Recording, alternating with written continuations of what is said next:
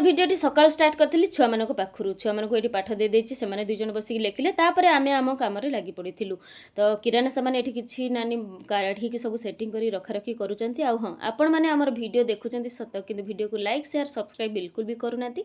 आ हां जदि फेसबुक रु मोर वीडियो देखुचंती ताले कमेंट रे हमकु जदि आपण माने स्टार दया करी की पठेबे तो आमे आपणकर गोटे गोटे स्टार को नेकी बहुत आगो को जाई परिबु।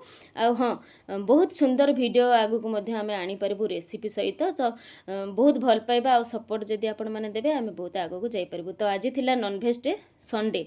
तो संडे स्पेशल घर को आसीथिला चिकेन आ माछ। तो भात डाली बनी सरला परे चिकेन को नानी मैरिनेशन करी रखिदेले। आ माछ को एठी माने धोई की केवल हल्दी गोले की रखिथिले। माछ मुंड आ लांज बिहन को अलगा रखिले। एठी मु मसला दोची जो मसला की आमे पेस्ट करछु अदा पियाज रेसुन जीरा आ सुखिला लंका। तो पेस्ट को दे सरला परे ताधरे लुण देकी भल भाबरे एटा को गोले नबा गोटे बहुत सुंदर माछ भजाटिए बनेबा।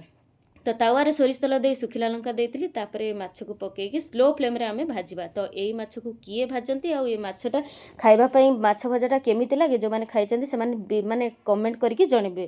तो माछ को एठी भजा मोर रेडी अधा अधि हे सरला परे नानी एठी चिकेन जोटा मैरिनेशन कर रखि देले सेटा को पकोड़ा करी छाणु जदी छुआ माने कि पकोड़ा मध्ये खाइदिले।